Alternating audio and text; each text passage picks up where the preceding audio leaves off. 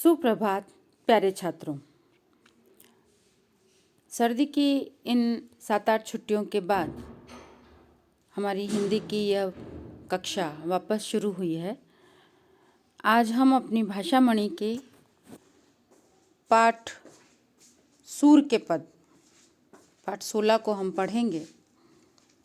सूर के पद यानी सूरदास जी। वैसे हमारे नथद्वारा वालों के लिए सूरदास जी कोई नया नाम नहीं है। आप लोगों को पता ही है कि हमारे श्रीनाथ जी के जो अष्टछाप कवि थे या कीर्तनकार थे, उनमें सूरदास जी का नाम लिया जाता है। और उन्होंने कृष्ण की बाल लीलाओं के ऊपर बहुत सारे पद लिखे हैं और वो पद इस तरीके के हैं जैसे कि जब हम पढ़ते हैं तो ऐसा लगता है कि वह सारी लीलाएं हमारी आँखों के सामने हो रही है। सारी लीलाएं हमारी आँखों के सामने हो रही है। उनकी लीला का एक एक वर्णन हमारी आँखों के सामने आ जाता है। कृष्ण की एक एक लीला हमारी आँखों के सामने जीवंत हो जाती है। कहा जाता है कि सूरदास जी जन्म से अंधे थे, लेकिन फिर भी उनका वर्णन इतना चित्रात्मक या इतना बोलता हुआ, इतना सजीव था कि उस पर विश्वास कर पाना बहुत मुश्किल है। लेकिन ये प्रभु की ही मेहरबानी कह सकते हैं या उनकी एक आशीर्वाद कहा जा सकता है कि सूरदास जी का वर्णन कृष्ण के लिए जो था, कृष्ण की बाल लीलाओं के लिए जो था, वो इतना जीवंत वर्णन था। और उनके जितने भी पद उन्होंने लिखे हैं उसमें से बहुत सारे या ज़्यादातर पद वात्सल्य रस से भरे हुए हैं। वात्सल्य ये शब्द हमारे पास पहले भी आया है और इसका अर्थ आप लोगों को पता है कि अपने से बड़ों का छोटों के प्रति जो प्यार होता है, माता पिता का या दादा दादी का अपने बच्चों के लिए जो प्यार होता है, उस प्यार को वात्सल्य रस कहा जा सकता है। तो सूरदास जी के ऐसे ही 2 पद हमारी पाठ्य पुस्तक में संकलित किए गए हैं, जिसमें 2 पद दिए हैं और दोनों पद में से एक पद ऐसा है जहाँ पर सूरदास जी अपनी कृष्ण के जरिए अपनी मैया से शिकायत करवा रहे हैं कि कृष्ण अपनी मैया से अपनी चोटी नहीं बढ़ पा रही है। उसके लिए शिकायत कर रहे हैं कि मैं अपनी माता का सारा कहना मान रहा हूँ कि माता तुम जो जो भी कहती हो वो मैं सारा कहना मान रहा हूँ। मेरे को तुम माखन रोटी नहीं देती हो, तुम दूध पीने के लिए कहती हो, ये सारे काम मैं कर तो रहा हूँ, लेकिन फिर भी मेरी चोटी नहीं बढ़ रही है। फिर भी मेरी चोटी मेरे बड़े भाई बलदाऊ जैसी नहीं हो रही है। तो पहले हम ये जो पिंक शब्द दे रखे हैं गुलाबी कलर के, इनके अर्थ जान लें। कितनी बेर यानी कितनी देर, कितनी बेर यानी कितना समय, कितना समय। पियत यानी पीते हुए। अजहूँ यानी आज भी, अजहूँ यानी आज भी। बेनी, बेनी यानी वेणी, और बेनी का अर्थ होता है वेणी। सही बात, यहाँ पर बेनी का अर्थ है चोटी। वास्तविक अर्थ बेनी का वेणी होता है। वेणी आप लोग समझते होंगे। आप लोगों ने देखा होगा कि अक्सर महिलाएं बालों में गजरा लगाती है, फूलों से गुथा हुआ, उसको वेणी कहा जाता है। अपने जूड़ों में या बालों में लगाती है। लेकिन यहाँ पर इस पद में बेनी का अर्थ चोटी से है। उसके बाद है हवे है यानी हो जाएगी। हवे है यानी हो जाएगी। काढ़त, काढ़त यानी कंघा करना। गुहत यानी गूंथना, चोटी को गूंथना। नहावत यानी नहलाते समय, नहाते समय। उसके बाद आता है भुई। भुई का अर्थ होता है पृथ्वी। ये सारे जो वर्ड हैं ब्रज भाषा के हैं और ब्रज भाषा के जो अर्थ शब्द थोड़े कठिन हैं उनके अर्थ मैं आपको बता रही हूँ। भुई यानी पृथ्वी। लोटी यानी लौटना, ज़मीन पर जो चीज़ें गिरती है, इधर उधर बिखरती है, या बच्चे जो कई बार ज़मीन पर लिलोट के रोने लग जाते हैं। लोटना, ज़मीन पे इधर उधर होना, उसको कहते हैं लोटी या लोटना। काचो यानी कच्चा, ठीक है। पची यानी पकाकर, ठीक है, पची यानी पकाकर। और त्रिभुवन, त्रिभुवन का अर्थ होता है तीनों लोक। आप लोग इस चीज़ से अच्छे से समझते हैं कि ऐसा हमारा माना जाता है कि 3 लोक हैं, पाताल लोक, पृथ्वी लोक और जो आगे पारलौकिक बातें हैं, स्वर्ग लोक है, या जिन्हें हम अभी नहीं समझ पाए, जहाँ पर प्रभु ठाकुर जी वगैरह रहते हैं, ठीक है। तीनों लोक, धरती, पाताल और आकाश, ठीक है। हरि हलधर, हरि यानी ठाकुर जी खुद, ठाकुर जी को हरि बोलते हैं। आपको पता है श्री कृष्ण को हरि कहा जाता है, नारायण को हरि कहा जाता है। और हलधर, हलधर वैसे यहाँ पर इस पद में बलराम का नाम है, और बाकी हलधर जो हल को धारण करके रखे। हल आपको पता है खेतों में चलाया जाता है, और धर यानी धारण करने वाला। और बलराम के बारे में ये बात जो अच्छे से समझता है, बलराम जो थे वो हमेशा उनके अस्त्र शस्त्र के रूप में हल को धारण करके रखते थे अपने कंधे पर अक्सर। जैसे राम धनुष को धरते हैं, कृष्ण के बांसुरी है, सुदर्शन चक्र है, उसी प्रकार से बलराम के हल, ये उनकी पहचान मानी जाती है, इसलिए उनको एक नाम दिया गया है हलधर। अब हमने जो कठिन शब्द हैं उनके अर्थ देख लिए, तो हमें आसानी हो जाएगी इस एक पद को पढ़ने में। कृष्ण अपनी मैया से शिकायत कर रहे हैं, मैया कबहू बढ़ेगी चोटी, कि मैया कब बढ़ेगी चोटी, हे माँ, हे माता, मेरी चोटी कब बढ़ेगी। कितनी बेर मोहि दूध पियत भई यह अजहू है छोटी, यानी मुझे कितना समय बीत चुका है, मुझे इतना समय बीत गया, दूध पियत भई यह अजहू है छोटी, मतलब मुझे इतना लंबा समय निकल गया दूध पीते पीते, यह अजहू है छोटी, ये अभी तक भी छोटी है। कई बार ऐसा होता है ना, आप लोग भी जब छोटे रहे होंगे, या आपके घर में और कोई छोटा बच्चा है, तो माताएं अक्सर लालच देती है, ये काम करने से ये हो जाएगा। बच्चे को जो काम पसंद होता है ना, तो वो पसंद करवाने से पहले जो भी खिलाना पिलाना है माता को, कि पहले ये तू खा ले, इसको खाने से ये हो जाएगा, वो खाएगा तो उससे ताकत आ जाएगी, दूध पीने से अच्छा ताकत आती है, दूध पीने से कलर साफ हो जाएगा, या रोटी खाने से हम मजबूत हो जाएंगे, चॉकलेट बाद में खाएंगे। तो जो इस तरीके की लालच आज भी माताएं देती है, तो वैसे ही लालच माता ने भी शायद कृष्ण को दिया था कि तुम दूध पियोगे अगर, तो तुम्हारी चोटी बहुत बड़ी हो जाएगी। तो अब चोटी बड़ी नहीं हुई है, तो कृष्ण क्या कर रहे हैं कि माँ को शिकायत कर रहे हैं, माँ की ही शिकायत कर रहे हैं कि मुझे इतना समय बीत गया है दूध पीते पीते, लेकिन फिर भी मेरी चोटी अभी तक भी छोटी है। हे माँ, मेरी चोटी कब बढ़ेगी। तू तो कहती बल्कि बेनी जो हवे लांबी मोटी, तूने तो क्या कहा था कि बल्कि बेनी, ऐसी बल पड़ती हुई सी, यानी बहुत मोटी मोटी सी हो जाएगी, जिनमें बल पड़ रहे होंगे, ठीक है। जो हवे लांबी मोटी, जो कि ऐसी लंबी मोटी हो जाएगी, जो क्या कहने चाहिए, मोटी मोटी सी चोटी होगी और लंबी लंबी होगी। क्या करने से होगी? दूध पीने से। काढ़त गुहत नहावत जे हैं नागिन सी भुई लोटी। और क्या कहते थे माता, क्या कहती थी कि जब मैं कंघा करूँगी या मैं उसको गूँथूँगी या निलाऊंगी, तो वो चोटी क्या करेगी? नागिन सी भुई लोटी। कि नागिन जो होती है, नागिन आपको समझ में आता है, सांप, ये सांप की तरह क्या करेगी? धरती पर लोटेगी। जो वो बल खाती सी हुई, आपने सांप को रेंगते हुए देखा होगा, एक शेप सा चलता है एस जैसा उस पर, तो कि इस तरीके से वो भुई पर लोटती हुई सी चलेगी। तो मेरी चोटी भी ऐसी मोटी लंबी हो जाएगी कि जब उसको गूंथा जाएगा, जब उसको निलाया जाएगा या कंघा किया जाएगा, तो वो नागिन के समान भुई पर यानी धरती पर लौटेगी। काचो दूध पियावत पची पची देती न माखन रोटी।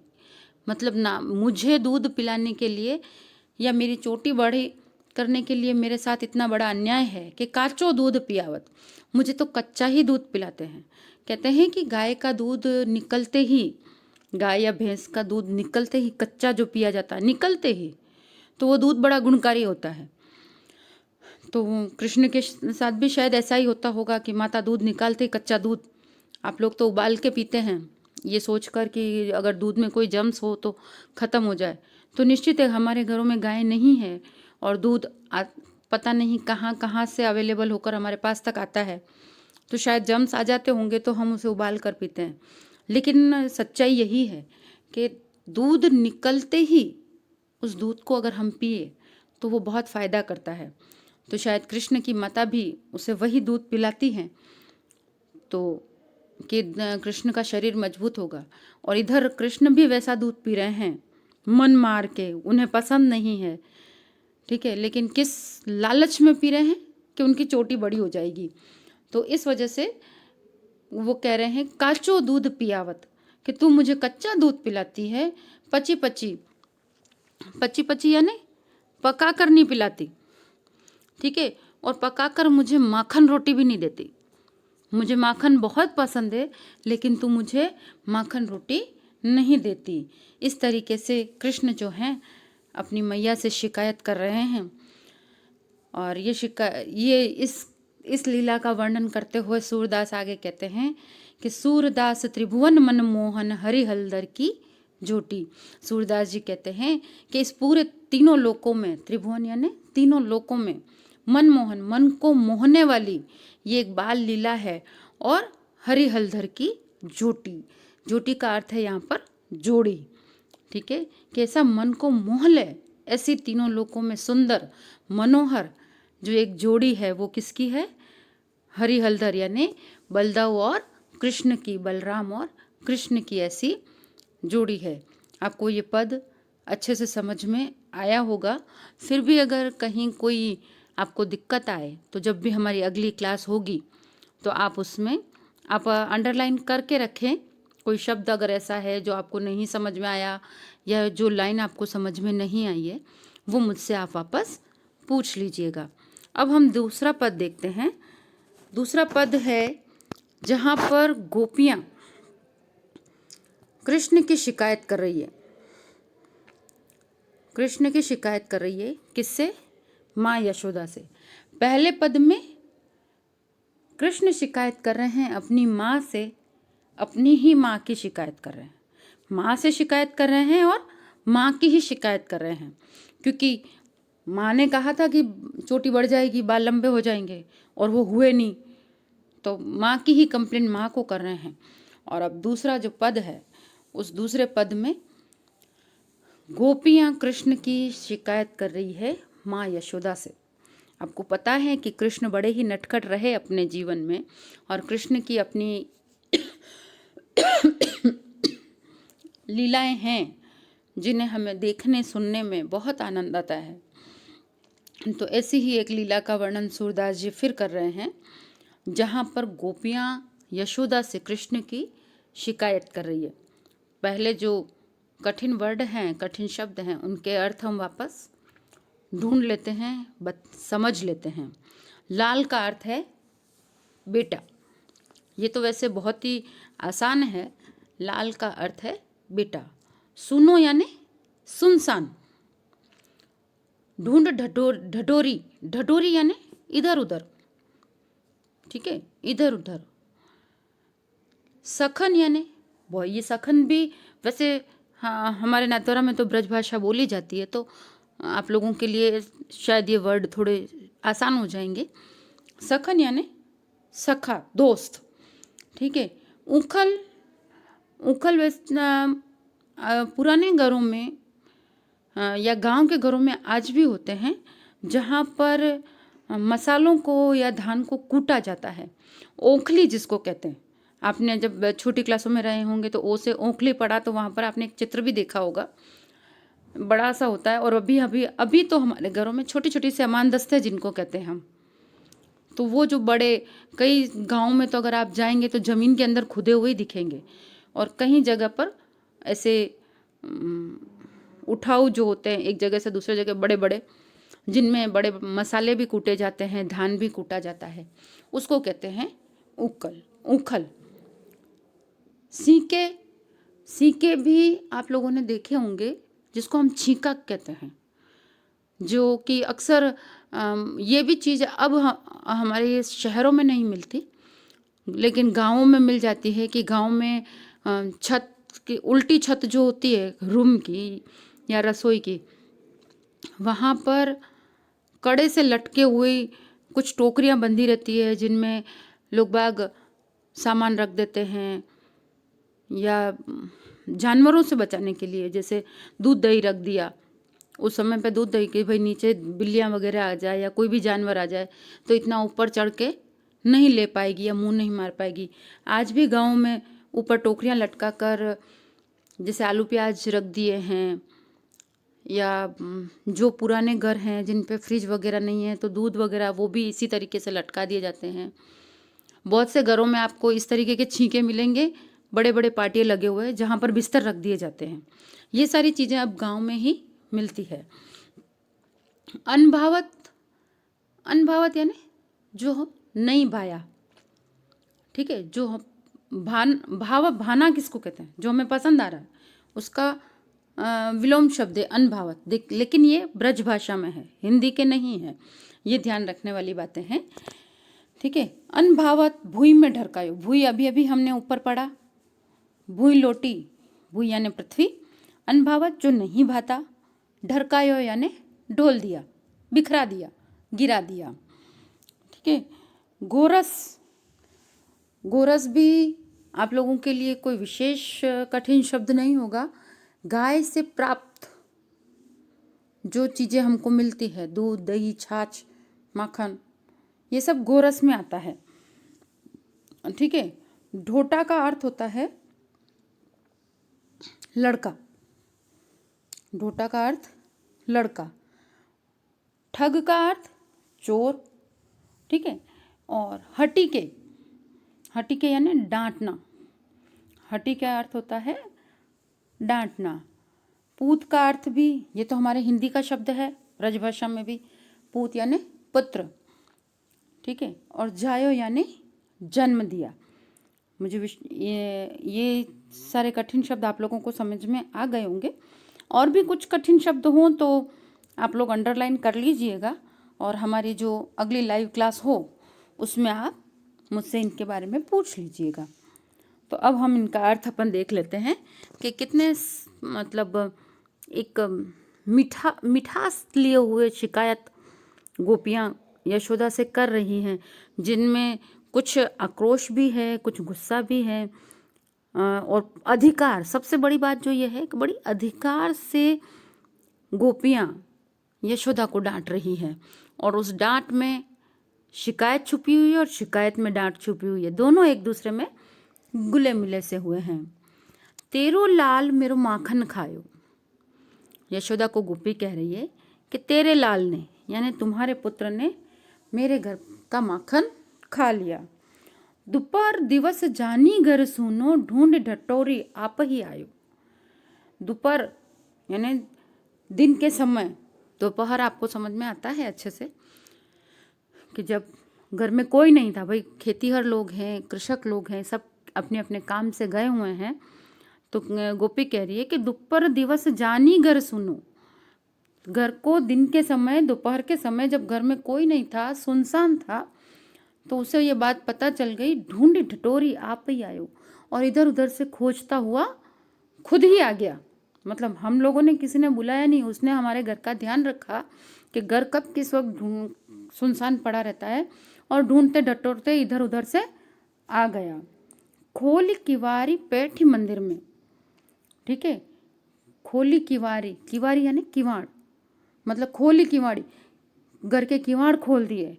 बैठी मंदिर में, बैठी मंदिर में यानी मंदिर का अर्थ आपको समझ में आता है जहाँ हमारे भगवान रहते हैं, लेकिन यहाँ पर मंदिर का अर्थ है घर, मंदिर का अर्थ है घर। तो मतलब उसने किवाड़ विवाड़ खोल के मेरे घर के अंदर घुस गया। दूध दही सब सखन खवायो। और जितना भी दूध दही मेरे घर में था वो अपने दोस्तों को उसने खिला दिया। ऊखल चढ़ छीके सीके कोलिनो, मतलब जो छीके पे लटका हुआ था ऊपर, तो वहां तक वो नहीं पहुंच पाया, तो औंखली पर चढ़ गया। मतलब कौन चढ़ गया ऊपर?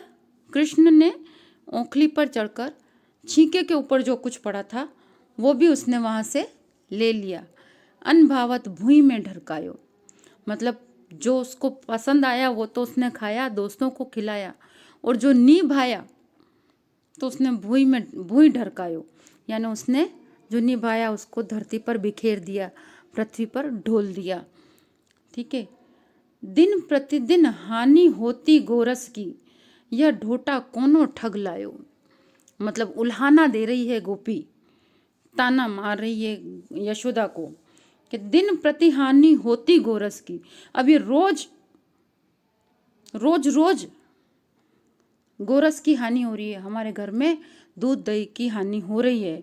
यह ढोटा कोनो ठग लायो, ये ऐसा लड़का किससे ठग कर, किससे चुरा कर लाई हो तुम। ठीक है ना, ये एक उल्हाना है। यहाँ पर गोपी यशोदा को एक उल्हाना, एक ताना दे रही है कि मतलब ऐसे गोरस की हानि करने वाला है तुम्हारा लड़का, मतलब ये ऐसा लड़का जिसके मतलब तुम कहाँ से चुरा के लाई हो। यूँ नहीं, इसमें ये ताना है कि मतलब तुम्हारा बेटा नहीं लगता है, क्योंकि तुम्हारे घर में तो किसी चीज़ की कमी नहीं है और वो सब चीज़ें चुरा चुरा के खा रहा है, तो ऐसा बेटा तुम कहाँ से चुरा कर लाई हो। यह ढोटा कोनो ठग लायो, मतलब तुम किससे चुरा कर लाई हो। सूर शाम को हटिके न राखे। सूरदास जी कह रहे हैं कि गोपी कह रही, सूरदास जी गोपी के रूप में कह रहे हैं, शाम को हटिके न राखे, कि हे यशोदा तुम अपने शाम को हटिके यानी डांट डपट के नहीं रखती हो, उसे डरा कर नहीं रखती हो। तू ही पूत अनोखो जायो। क्या कह रही है वो? तू ही पूत अनोखो जायो, मतलब दुनिया में सबके पुत्र हैं, लेकिन तू अपने पुत्र को डांट के नहीं रखती, समझा के नहीं रखती, तो क्या तेने अनोखे पुत्र को जन्म दे दिया है। ये भी एक उल्हाना, एक ताना है गोपी यशोदा का, और बड़े अधिकार के साथ ये इस तरीके से वो डांट रही है कि हे यशोदा, तुम्हारा पुत्र दिन के समय जब हमारा घर सूना होता है तब वो हमारे घर में आता है, किवाड़ भी खोल लेता है, अपने दोस्तों को दूध दही भी खिला देता है, भाता है वो खाता है, नहीं भाता है वो धरती पे गिरा के बिखेर कर दिन रात गोरस की यानी दूध दही की हानि करता है। तो तू ऐसा पुत्र कहाँ से या तो चुरा कर लाई है, और न तू ऐसा बताती है कि तेरा पुत्र अनोखा है। सबके होते हैं पुत्र, सब अपने बच्चों को समझा के रखते हैं, लेकिन तू नहीं समझाती, यानी कोई तो अनोखा पुत्र, कोई स्पेशल, कोई विशेष व्यक्ति है क्या तेरा बच्चा। इस तरीके से गोपियाँ कृष्ण यशोदा को कृष्ण की शिकायत करती है। मुझे यकीन है, विश्वास है कि आपको ये दोनों पद पढ़ने में मज़ा भी आया होगा और समझ में भी आ गया होगा, क्योंकि ये हमारे आसपास जहाँ हम रहते हैं श्रीनाथ जी की नगरी में, उस भाषा से मिलता हुआ ब्रज भाषा हम सुन लेते हैं आपस में, और कई दोस्त आप लोग आपस में ब्रज भाषा में बात भी करते होंगे स्कूल के बाहर, तो सुनकर आप लोगों को मज़ा आया होगा, समझ में भी आया होगा। फिर भी कहीं कुछ बाकी अगर रह गया है तो हमारी लाइव क्लास में आप लोग पूछ लीजिएगा। इसी के साथ व्याकरण के भी छोटे छोटे से बिंदु, करीब करीब व्याकरण का कोर्स हमारा पाठ्यक्रम हो गया है। अब छोटे छोटे से टॉपिक रह गए हैं व्याकरण में, उसकी भी चर्चा हम अपनी लाइव क्लास में करेंगे। इसी के साथ अपना अध्याय समाप्त होता है। धन्यवाद।